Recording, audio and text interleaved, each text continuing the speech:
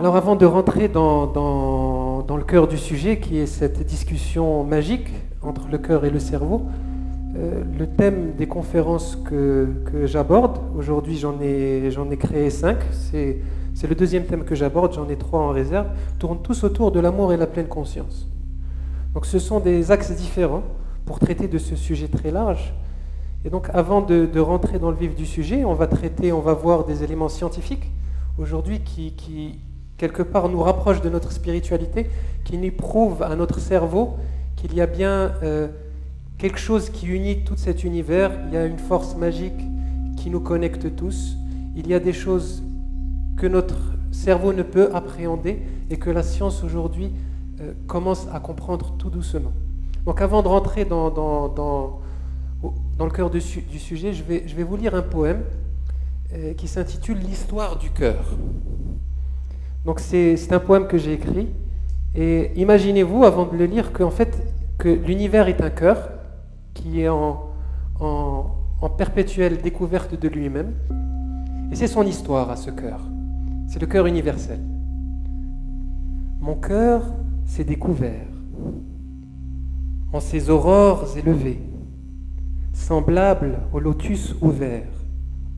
Le désir s'est révélé, d'exister à part entière, à l'écart des opinions, j'ai puisé mon mystère dans sa propre invocation.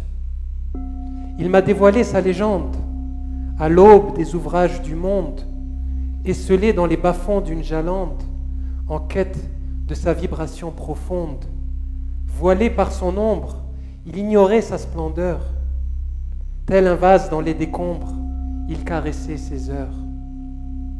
Aveuglé par sa lumière, sa nébulosité aliénante a provoqué une chimère sous sa coupole bourgeonnante. Enchevêtré en lui-même, son œuvre s'est révélée. Découvrant qu'il aime, le firmament a fusionné. Donc cette dernière phrase, on peut le voir comme le Big Bang. Découvrant lui-même qu'il aime, le firmament a fusionné et a donné naissance au monde, tel qu'on le perçoit d'ailleurs à 0,1%. On est très bête encore, en tant qu'espèce humaine. Donc, c'est une phrase que Madame Septi vient de lire et que j'expose très souvent. Parce qu'on parle d'amour. Alors, pour ceux qui sont venus, qui pensent que je vais traiter de l'amour d'un couple ou des histoires d'amour, non, c'est pas du tout le sujet ici. Donc, il y a un grand A à l'amour. Et en fait, on va revenir à cette phrase parce que c'est très très important. Parce que sinon, vous n'allez pas, pour ceux qui ont encore un doute, vous n'allez pas pouvoir suivre l'atelier pleinement. Donc l'amour dont on parle, ça n'a rien à voir avec le sentiment. Pas rien à voir, mais disons que c'est beaucoup plus large que ce qu'on conçoit généralement dans notre langage familier qu'on appelle amour. Alors c'est un mot qui a été très galvaudé, parce que finalement, on souffre dans l'amour, on se fait du mal, bon, on est vraiment à l'ouest. Là, l'amour dont je vous parle ici, c'est une force. C'est une force qui anime l'univers. C'est une force qui est l'univers. On peut l'appeler Dieu, on peut l'appeler la vie, on peut l'appeler le cosmos, le quantum. C'est ça l'amour. C'est ce qui fait que l'univers est en mouvement, est en action, est en évolution. D'ailleurs, juste dans quelques slides, je vais vous exposer 95 noms que j'ai repérés, adjectifs, qualificatifs de l'amour, en français. J'ai longtemps réfléchi, j'ai trouvé 95. Et je vais vous demander, quand on va arriver là, d'en retenir 3 que vous allez garder ici, pour la fin de l'atelier. Donc, ouvrez votre esprit. L'amour est, quelque part, est très détaché de notre condition humaine. Comment est-ce que le soleil, il aime? Est-ce que quelqu'un s'est déjà posé la question? Le soleil, il aime. Il a un amour inconditionnel, il brille depuis des milliards d'années, nous offre sa lumière. Et comment on peut définir cet amour-là? Il existait bien avant que nos petits cerveaux d'hommes commencent à réfléchir au monde. Il est là, il est constant. Donc, ouvrez un peu votre esprit. Donc, je reviens juste à cette phrase que Madame Septi nous a fait l'honneur de lire. Et donc, c'est Einstein à la fin de sa vie, donc un grand scientifique, repère du monde moderne. Il a réalisé une chose, il l'a écrit à sa fille. Donc on est à quelques semaines avant sa mort. C'est quand même important. Donc c'est toute sa vie, il se rapproche de la sortie, plus que de l'entrée. Il commence à prendre conscience de certaines choses. C'est quand même un grand cerveau comparé à tout ce qu'on a connu chez nous. il est une force extrêmement puissante pour laquelle, jusqu'à présent, la science n'a trouvé aucune explication officielle. C'est une force qui comprend et régit toutes les autres. C'est-à-dire qu'elle est au-delà, elle englobe, on peut l'imaginer, hein, elle englobe toutes les autres. Et même derrière tout phénomène qui opère dans l'univers et qui n'a pas encore été identifié par nos soins. Et évidemment, on capte que 0,1%, comment on peut l'identifier? On est très très prétentieux en tant qu'être humain de penser tout savoir. On ne sait rien. Cette force universelle est l'amour, avec un grand A. Donc c'est cette force qu'on va parler tout le long de l'atelier. C'est important qu'on pose ça comme repère. Alors, le véritable, je reviens au sens du mot amour. Alors, moi j'aime bien le langage des oiseaux, je ne sais pas si vous connaissez pour certains. C'est un peu jouer avec les mots, trouver du sens, quelquefois caché. Alors si vous prenez le mot amour, ça peut donner l'âme or. L'âme or du corps. Et ça peut donner la mort aussi. Et finalement, c'est lié.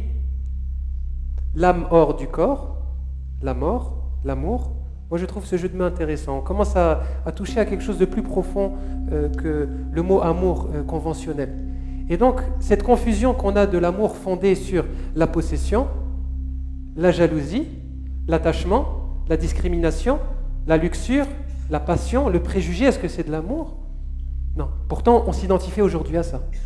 Dans toutes les sociétés modernes, on identifie l'amour à ces sentiments négatifs, ces sentiments qui ferment, qui densifient l'être, qui densifient la conscience.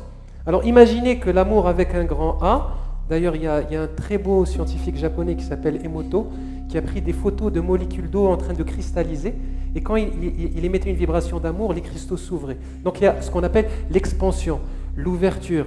Imaginez l'évolution de l'univers. On sait que l'univers est en pleine expansion, donc il y a un geste vers l'ouverture. Hein. D'ailleurs, quand on ouvre le cœur, dans toutes les traditions, on ouvre les bras, on s'ouvre soi-même à la vie. Et tous ces sentiments auxquels aujourd'hui on identifie l'amour, ce sont des sentiments qui referment. Je m'attache, je possède, voilà, c'est tout vers moi, on est dans un... C'est vraiment... Il n'y a aucun jugement sur ce que je dis, c'est juste une prise de conscience, c'est juste un mouvement. Imaginez que c'est un mouvement. Le mouvement d'ouverture, de lâcher prise, de détachement, on peut le voir comme l'amour, et un mouvement de rétention, hein, un mouvement de blocage, un sentiment négatif qu'aujourd'hui on associe à l'amour. Et l'amour aujourd'hui est devenu conditionnel, ça c'est très important. Comment on peut concevoir l'amour, cette force, comme étant conditionnelle?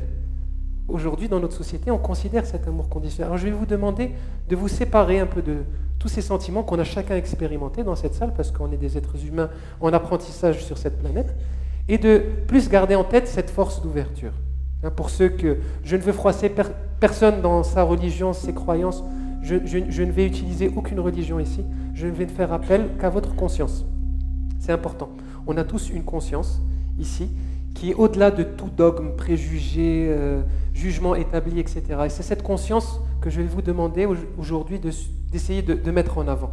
Oubliez tout ce que vous avez appris, les conditions qui font que vous êtes ce que vous êtes aujourd'hui. Essayez de sortir un peu de tous ces paradigmes pour qu'on s'ouvre et qu'on puisse faire ce voyage ensemble vers le cœur.